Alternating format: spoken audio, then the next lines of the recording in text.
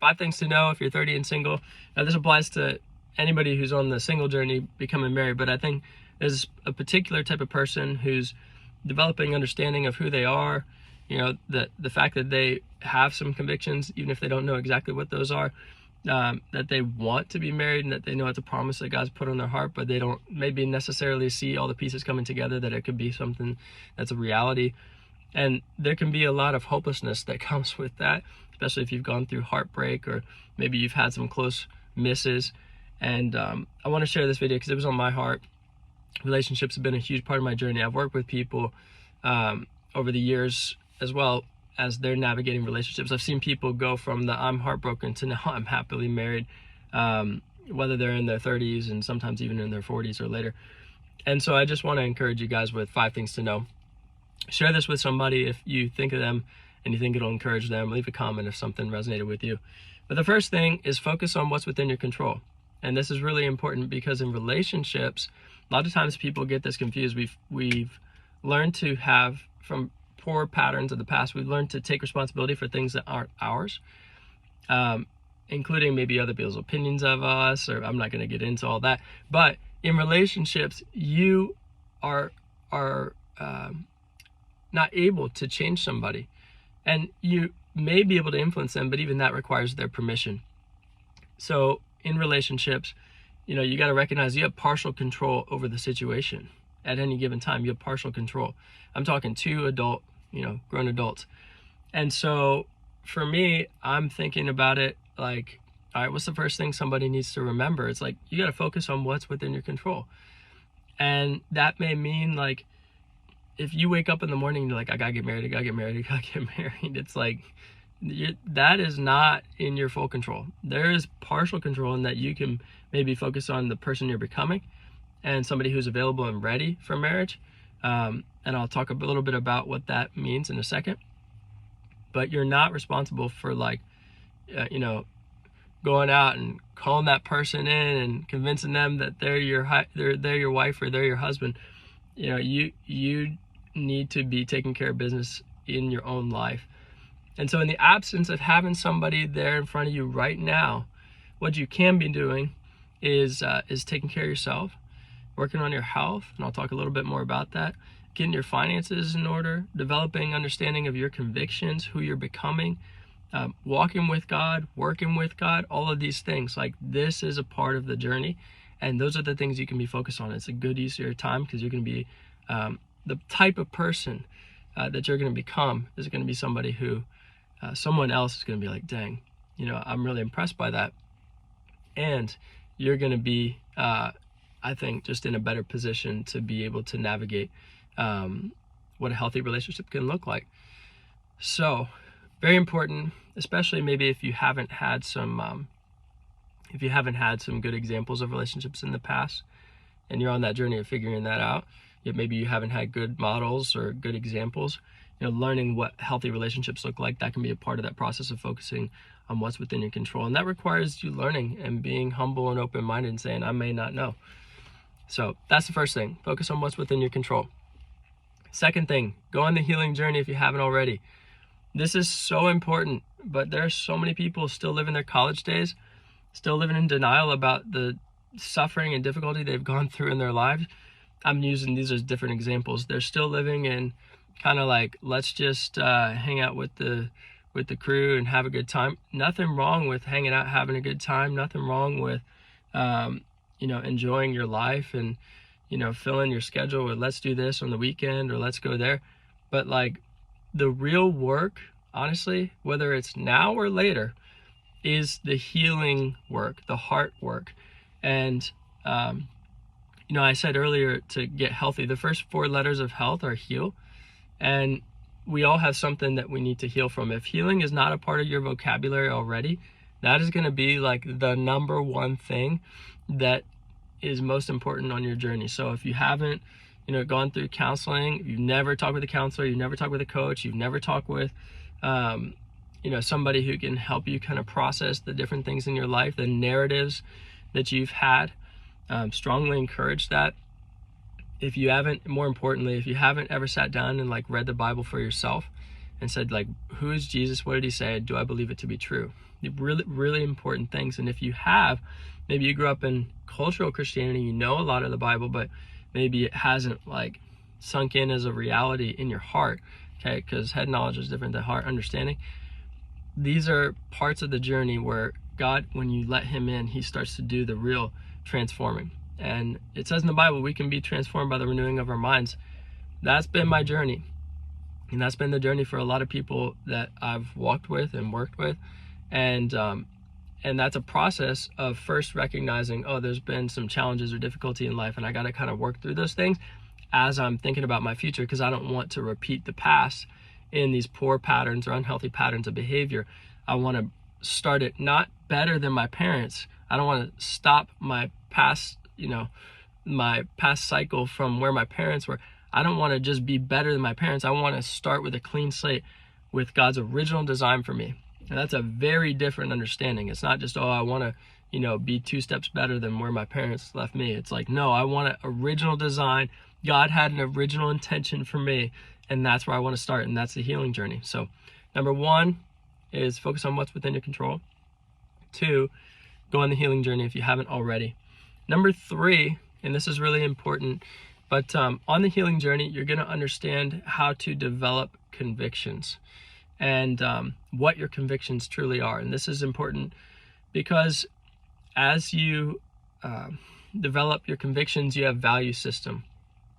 And for me, frankly, one of the things that's been challenging is that I've always been a person who would describe myself as like somebody who holds values or has values, but there were certain things that maybe I lacked conviction in because I still needed healing. I had things in my past that were difficult, maybe even deliverance that was needed. I say maybe, I mean definitely. So I went through this journey of really navigating what are my standards? What are my standards? And that's more than just your values. That's like, no, this is who I'm becoming and who God has made me to be. And these are choices I get to make every single day, non-negotiables in my life. And that's a process. It's not like you just wake up and, okay, there it is. But it's really important because as you start to engage in relationships, and this was something that was so beautiful in my story, when I was engaging in a relationship and pursuing my now wife, one of the things that stood out to me is that she had standard and conviction, but she never made me feel bad for it. And that was refreshing and also super attractive for me, because I was like, wait a second, I'm used to when somebody has a conviction, they make me feel bad for it. But she was so clear on what her convictions are. Even if there were certain things she was still wrestling through, she would acknowledge it. But she was so clear on what her convictions are or were. And she was so secure in who she was. Even though she had insecurities, she was so secure in who she was that she didn't have to make me feel bad for it just to defend her convictions. She was just honest. She was like, this is what mine are. I'm open-handed with them. You don't have to take them, but these are the convictions I have. And I was then, because of her strength and her convictions, I was then forced to look at her and go, why does she think that way? And I still want to talk with her. Why does she believe that? And I'm not offended. And there were so many things that really shaped and molded me in that process. God was really using the security He'd placed in her and her identity to help me become the man that He's made me to be, where I would be forced to ask some of these hard questions like, do I really believe that? Do I really believe in, the pursuit of the woman and the courtship process and, no sex before marriage and, other things before marriage, and why? And purity, what does purity mean? Do I believe in some of these things, and why? Even if it was a struggle at different times. And that's just one example, but whether it was money or how to think about things. And there was at the time when we started dating, there was an election process, so there was a lot of things going on. The presidential election stuff was going on, and so we were talking about that. And I was I remember some of the things she would say. I was like, I don't understand why you believe that way, because it aligned with all the things I was preconceived in my mind to make judgments about her. Oh, you come from this background, so therefore you obviously think that way.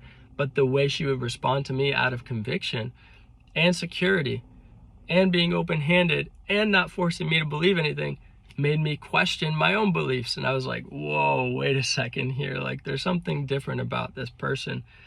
So develop your convictions, and that's a part of understanding who God made you to be and his value system for you, his standards for you. And I always talk about this in the context of the person you're becoming. So if you don't have a clear vision of the person you're becoming, that's one way you can be doing this. But yeah, developing your convictions, really important. Number 3. So number 1, focus on what's within your control. Number 2, go on the healing journey. As a part of that, number 3, develop your convictions, focus on the person you're becoming, get clear on that. Number 4, this one's a little bit different, I guess you could say, but know your standards, not just for yourself, but for somebody else, okay? But throw away your expectations. All right, this is a tough one to describe, so I'm gonna do the best I can.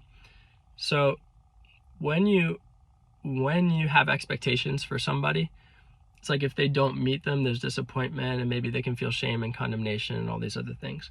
Back to the beginning where I said you don't have control over somebody. And by the way, you might not even be able to influence them because it first requires their permission.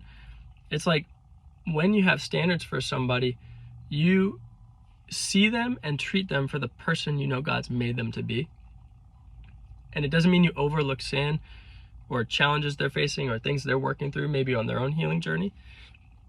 But it does mean that you call them higher when you see them acting as the person they're not. And that's the best way I can describe having standards without expectations. And again, this is just from my journey. Like, one of the things that my wife did so beautifully is she, as I look back, I mean, I'm such a different person today. I'm who I am, all along, but I truly am a different person. God has really made me, shaped me, molded me into the person, more of the person that he's made me to be, in large part through my relationship with him and my relationship with my wife, and him in her really just impacted me because I would see him in her and I was like, man, I want more of that. So in that process of being in relationship with my wife, whether it was first dating, then engaged, then married, in that process I would see, wow, like I would do things and I would know that's not who I am, but I didn't know why I was doing it. And she met me with understanding and compassion and would encourage me to be who I am. Rather than pointing out all the things that I wasn't, she was pointing out all the things that I truly was, who she saw I truly was. And that is like, I don't hear people talking about that, maybe because I'm not on like relationship YouTube videos, but that is so important. You have to be able to identify who the person is in God's eyes and call them up rather than calling them out. When you call people out all the time, they just feel that shame, condemnation, and it's like, I'm never good enough. But when you call them up, you call them higher to the person God has made them to be through encouragement, through highlighting things, through calling out the gold in them. It's so much more powerful, and it's really changing, like, to a person, to their heart, because maybe nobody in their life has ever done that, and they're fighting, now 3 decades, 4 decades or more of patterns of behaviors and identity that, they've been molded and shaped into, come into agreement with. It's not who they truly are. So you got to have a little grace and recognize, like, they've had 3+ decades of this identity, and they maybe want to change, and you'll notice signs of that progress, but that change is going to take some time. So you being patient, understanding, and seeing who they truly are in God's eyes, it's going to be really, really helpful. So that's number 4, is have standards, but throw away your expectations. Maybe even I'd add to that is, like, really look at them through the perspective of how God sees them and call them higher. So that's number 4. Number 1, focus on what's within your control. Number 2, go on the healing journey. Number 3, develop your convictions, focus on the person you're becoming. Number 4, have standards, throw away your expectations, see them how God sees them. And number 5 is the last one. I could probably talk for a lot longer, but I'll keep it to this.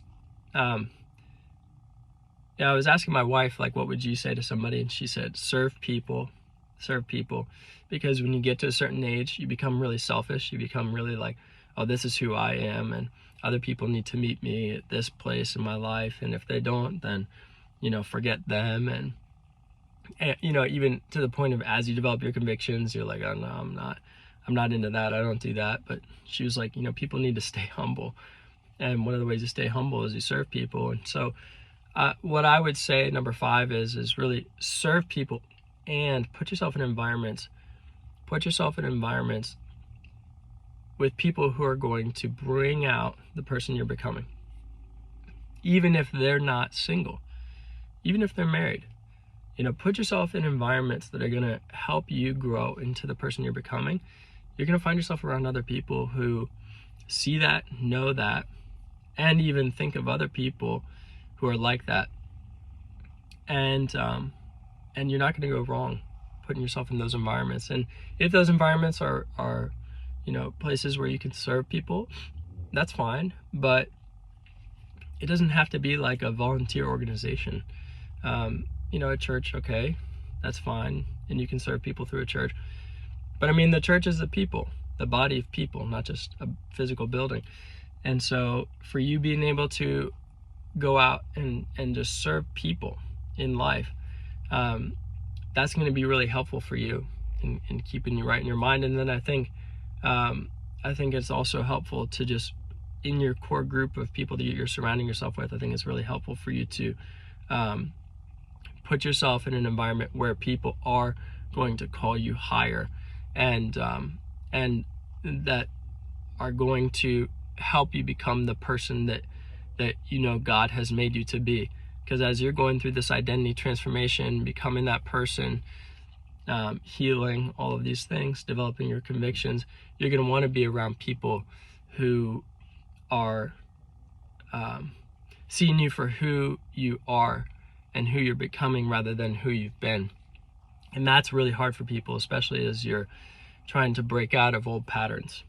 So those are the 5 things for anybody who's 30 and single. Again, if that was helpful to you, leave a comment. Let me know. I'd love to hear what was important or relevant. But if somebody comes to mind, even more important, if somebody comes to mind and you're like, man, they need to hear this, just go ahead and share it with them. You are not in a place of hopelessness. I've seen many, many people go through this journey that I'm talking about, and they're successfully married. And I would say successfully married not because of their own strength, but because of what God has done in their life and their willingness to go on that journey with Him. So I'm one of those testimonies. So I speak from my personal experience, but also just seeing other people go through their journey, and I hope that blesses you.